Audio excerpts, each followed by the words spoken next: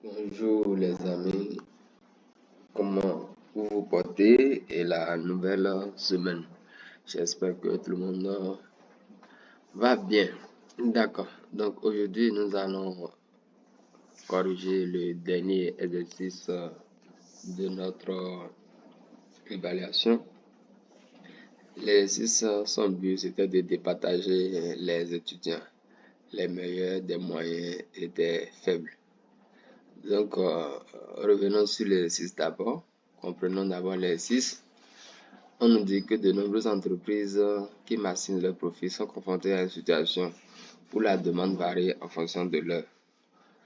D'accord? Et il y a des heures de pleine capacité. Tandis qu'il y a d'autres heures où la capacité, les ressources de l'entreprise ne sont pas tous engagées. Un exemple simple, c'est un restaurant, un cafétéria. Vous voyez, entre midi et 14h par exemple, 15h, la demande sera forte. Mais 16h, 17h, 18h, peut-être pas. Et à partir de 20h jusqu'à 22h, 23h, voire 0h, la demande sera excessivement forte. Et à partir de 0h jusqu'à 6h, ou même jusqu'à 6h, elle sera faible. Et à partir de 7h déjà, on peut encore avoir une demande. Donc, vous voyez que suivant l'heure, la demande varie. Et donc, il y a des heures où la demande est très forte, ce sont les périodes de pointe. Il y a des heures où la demande est très faible, période de cruise. Donc, ici, l'idée derrière, c'est de dire pour chaque heure, nous allons fixer un prix. D'accord? Mais pour chaque heure, il y a un prix. De 0h à 1h, le prix c'est P1. De 1h à 2h, le prix c'est P2. Ainsi de suite. Et de 23h à minuit, le prix c'est P24. Et les quantités aussi produites entre 0h et 1h, on va nommer ça X1. Entre 1h et 2h, X2, ainsi de suite. Et entre 23h et 24h, on va nommer ça X24. Par ailleurs, on dit que la capacité de production horaire est notée Y. Donc ça suppose pour chaque heure, il y a un certain nombre de plats, par exemple, qu'on ne peut pas dépasser. Entre 0h et 1h, peut-être on ne peut pas dépasser 20 plats. Entre 1h et 2h, on ne peut pas dépasser 30 plats, etc. Donc, pour chaque heure, il y a une capacité maximale. On donne ici la fonction C1 qui décrit l'exploitation journalière et GY le coût journalier du capital. Donc nous avons deux fonctions de coût, d'accord? Il y a cette fonction de coût et il y a une deuxième fonction de coût. On suppose que P1 et P jusqu'à P24, on vous a donné ça, ce sont des variables que vous connaissez, ça peut être 1, 2, 3, 5 000, 10 000, 30, tout ce que vous voulez. Maintenant, on vous demande de déterminer le bénéfice de l'entreprise, décrire le programme et sans résoudre, décrire les conditions de premier ordre. Donc, revenons sur le correctif. Pour avoir le bénéfice, nous savons que le bénéfice, ça fait recette moins coût.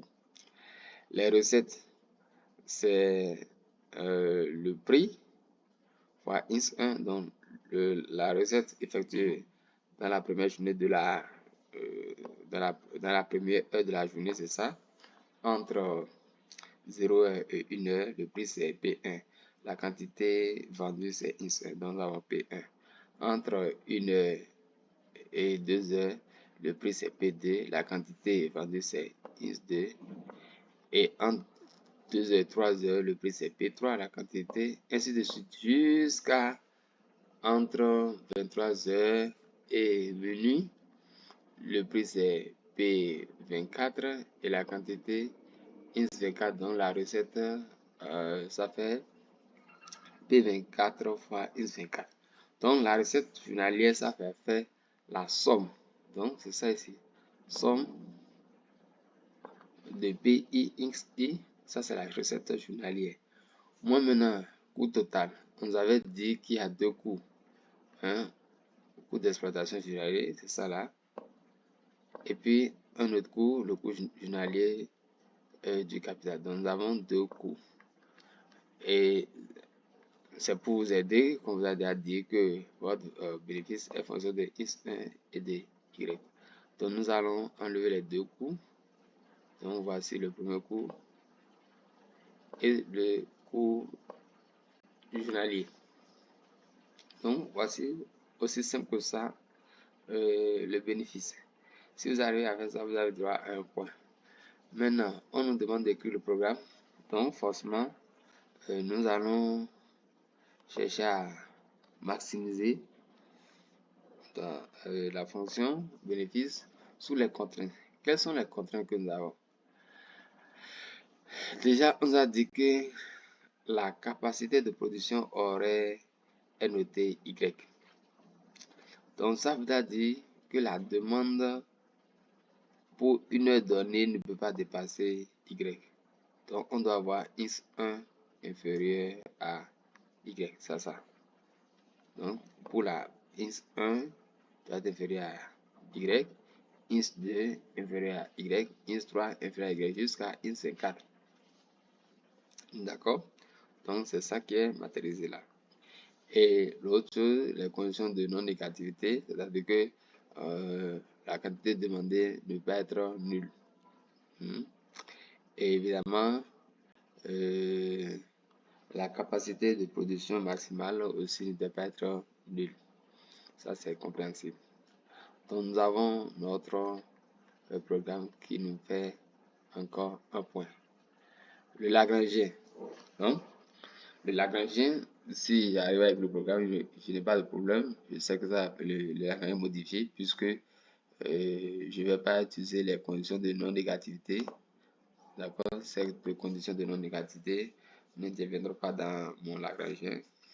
Donc, j'ai la fonction B. Voici la fonction B. Moins. D'accord? Donc, si je balance Y de l'autre côté, ça devient X I moins Y. Donc, voici X I moins Y. Et donc, autant, puisqu'il y a 24 contraintes, ça c'est 24 contraintes, et il y a, parce qu'il va de 1 à 24, donc, il y a X1 inférieur à Y, X2 inférieur à Y, X3 inférieur à Y jusqu'à 24. Donc, c'est pour ça qu'on a mis la somme.